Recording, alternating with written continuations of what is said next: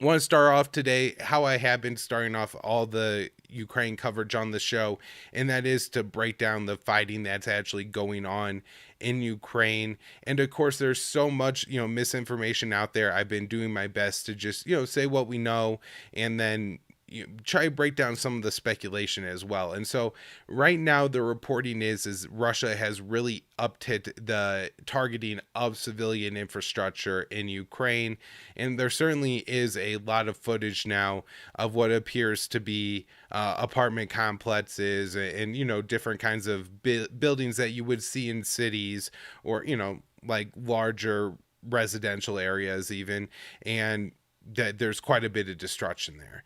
So I guess my first observation is just that the assumption is, and I think it's probably a pretty safe one, that this is, the cause of the Russian invasion, either through airstrikes or artillery fire from the Russians. Anything is possible. There could be inter-Ukrainian issues going on. There could be, for whatever reason, like sabotage going on against Ukraine's own infrastructure, maybe to elicit sympathy from the West. I'm not saying I have any proof of any of that. I'm just saying that, what we're seeing looks like it's all Russia. I think that's the case, but there are other possibilities as to how this damage could be occurring, or it could be that some of the footage is not authentic, and so it looks like there's far more damage than there is. The other thing I'll just mention is it seems like the way it's being presented right now is that Russia has really upped their targeting of civilian infrastructure, and that could be the case. However, there isn't that much footage or evidence of, targeting in total. And so it could just be like a cumulative thing where it's not necessarily that, it's been worse on day 12 than on day 2. But, with all the now compounding crimes that Russia is committing in Ukraine, it's totaled up. And so it doesn't necessarily say for sure that there's an increase in pace, but it does definitely suggest that. So that's generally speaking what seems to be going on in Ukraine. And the observation, the point people are making, that it seems to be as Putin's troops move more into the cities of Ukraine is when they're carrying out more of these attacks, resulting in more damage to civilian infrastructure and likely more civilian deaths. Although, the counts on that are still going on, and it takes a while to get accurate numbers and everything like that. And I'll talk a little bit more about civilian deaths in Ukraine in a second here. But you would assume that as they move deeper into more populated areas, that you are going to end up with more civilian deaths. And even if it's, being caused to some extent by the Ukrainian troops firing back at the Russians, well, it is mostly on the fault of the invaders that any of this is going on. Again, there could be some extraordinary circumstances where you would blame the defending forces for any kind of like really dark psyops kind of stuff against their own population, but there's no evidence that that's what's going on here, and it seems to generally be, the war that Russia is waging in Ukraine that is causing this damage and these deaths. Now, the troops appear to continue to move and assemble more forces, maybe like a bigger variety of forces around the city of Kiev. I still don't see any evidence that city is surrounded, as a lot of the U.S. media is reporting.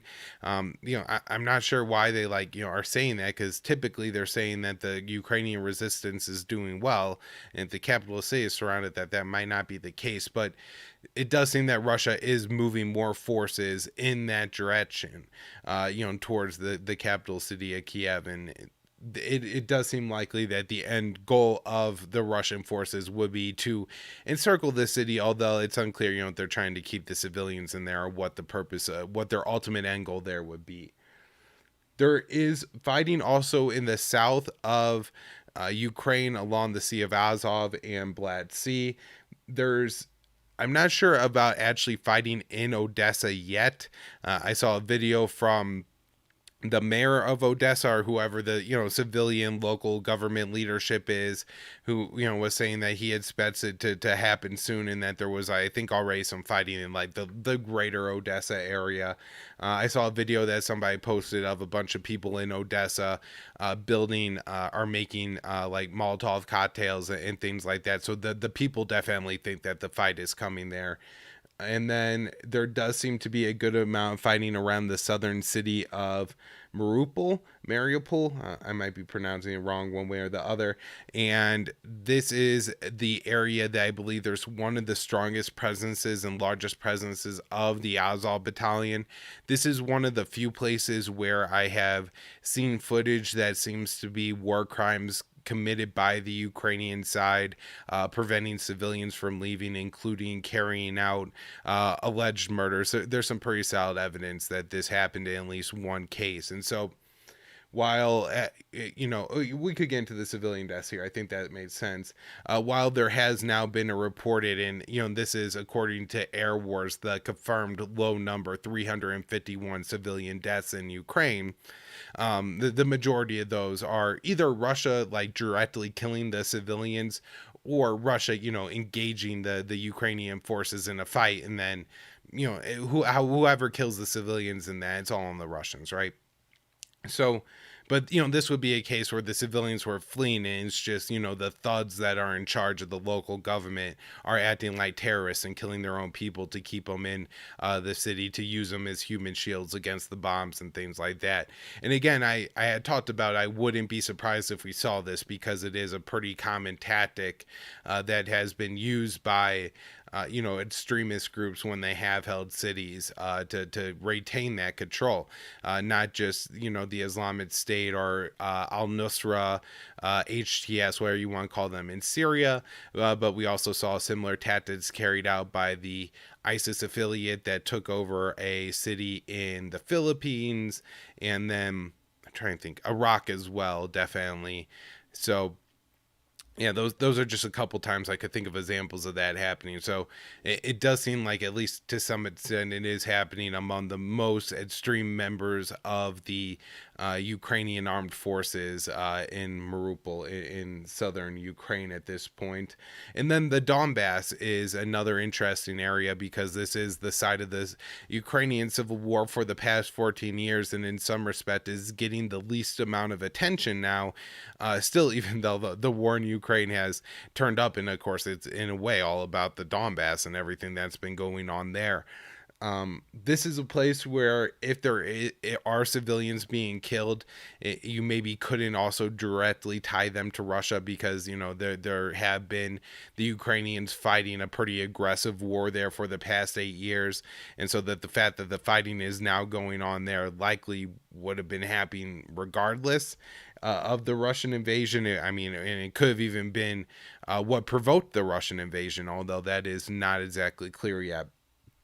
So there could be some fighting and civilians being killed here that really either aren't being counted because they're in territory that's held by Russian forces or Russian-backed forces, or they are being counted, but it's just not being all dissected down yet.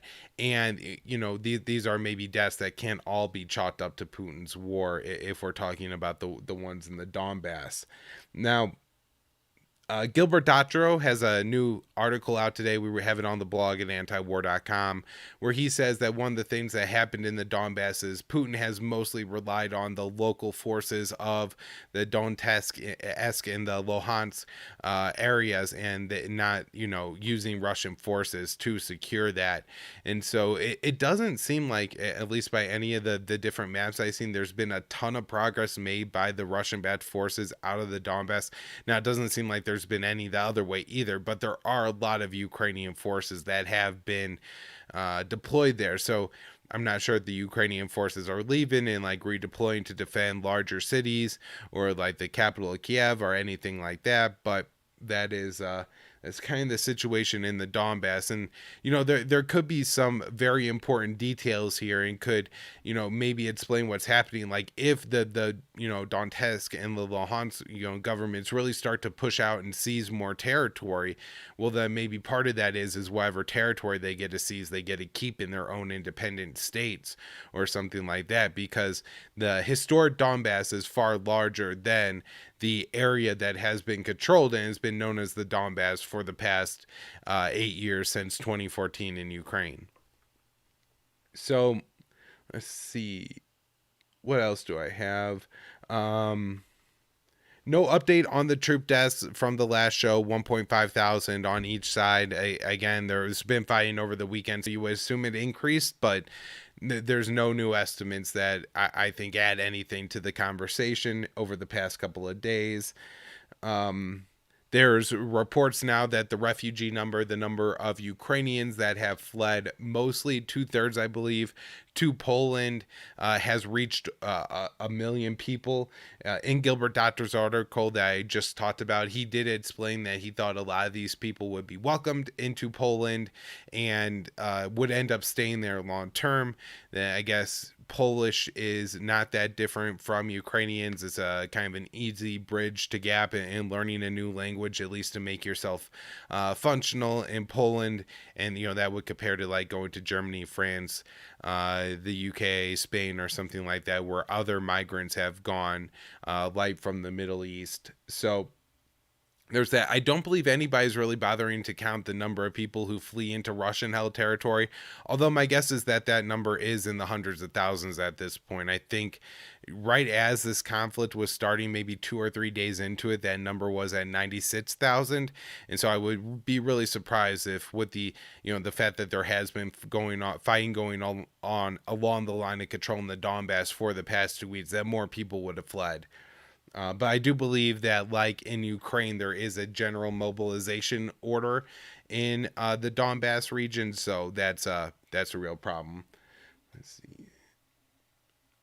Yeah, all right. So I think that's everything I have that is worth talking about going on in Ukraine. Of course, there's all kinds of unverified reports, and as stuff comes to light, I'll talk about it more.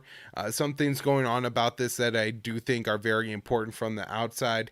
The first is the anti-war protests in Russia are quite significant, and Putin is being quite brutal to his own people to suppress those protests. It does kind of bother me how much coverage that is getting in Western press, though. First of all, the West has been waging far worse wars than this for the past 20 years.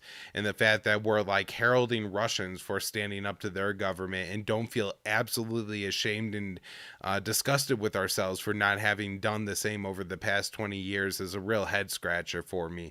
The other issue with it, of course, is everybody's calling Putin authoritarian, and look how he has all this equipment on the streets and everything like that. But Biden has responded to the trucker protests the same way. The Canadians respond to their trucker protests the same way. Trump responded to the Black Lives Matter protests this way. Obama responded to the Black Lives Matter protests this way.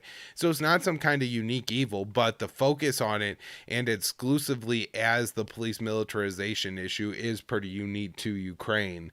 So that's just one thing I wanted to mention. Another one is Putin says sanctions are an act of war. The extent of the Western sanctions are an act of war. And I respect that this is a point that I always make when it comes to sanctions, right? Like, sanctions are an act of war, and that is a real issue. And I'm sorry, everybody who's watching. There's a whole bunch of ads on the site I usually use here, so it's kind of hard to read that article. I won't bother displaying it. But the sanctions on Russia are very extensive. Of course, it's just going to hurt the common Russian person. It's not going to hurt Putin or anybody on his inner circle, really. There may be some limitations for some rich Russians, but who knows how many of them even support this military action anyways.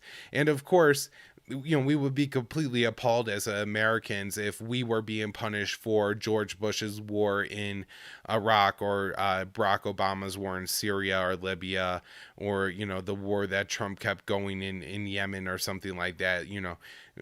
We would be livid, and we would think it's absolutely ridiculous. We don't even pay attention to the wars our government is doing. How are you going to blame us for them? How are you going to demand that we do something about it? And we're not really seeing that, that kind of, perspective being presented at all. And so I think that's, really important in all of this, is to imagine if it was going the other way, because America certainly has committed worse crimes than what Russia is doing in Ukraine right now, not only over the past 20 years, but pretty currently in Yemen. I mean, who knows how this Ukraine thing will turn out. I don't want to say, we can't talk about it because Yemen's going to be worse or anything like that. But as of right now, the war in Yemen is definitely still a worse conflict going on that America is responsible for. Zelensky, the president of Ukraine, is continuing to make an appeal to the NATO countries for weapons or no fly zone over Ukraine. Apparently the no-fly zone isn't going to happen, so that's great news. The weapons are going to happen, and that's disturbing. I will mention Dave DeCamp wrote this up at antiwar.com. It does not appear that the Americans are interested at all in diplomacy with Russia. Now, I know the reaction from the American side is always, oh my God, how could you negotiate with a tyrant like Trump or with like Putin at a time like this? And that's just absolutely silly. This is absolutely the time that you need negotiation. If you want to save the lives of the Ukrainian people, please, for the love of God, start talking with the Russians and make the concessions that need to be made on NATO membership and the deployment of American strategic weapons into Eastern Europe to save the lives of the Ukrainian people. Biden can save the lives of the people of Ukraine, not by giving them weapons, but rather by talking with Putin, respecting the Russian sphere of influence, Russian security concerns, and, understanding that this has been the result of 20 plus years of NATO expansion. But there is absolutely none of that in the Biden administration. So at this point, there are no talks going on. So the last thing I wanted to mention on the Ukraine situation was, two things. One is Antony Blinken, the Secretary of State, was on Face the Nation, that's CBS's Sunday morning show, being interviewed by Margaret Brennan when she asked about potential U.S. support for Ukraine weapons, particularly Poland giving warplanes to Ukraine. And Blinken said that, America has green lighted that, but more importantly, America is working on facilitating that. And boy, if you start giving jets from Poland to Ukraine, this could get ugly between NATO and Russia very fast. I see this as being an extremely dangerous and provocative move in this war, one that will do absolutely nothing for Ukraine. I can't imagine that these planes would stay in the air very long. Russia pretty much has air support superiority at this point. They would be able to continue to use their missile and air defense, air control weapon systems to shoot down the Ukrainian planes, no matter who gives them to Ukraine. So it just seems like a really bad idea to try to do this with very, very little benefit.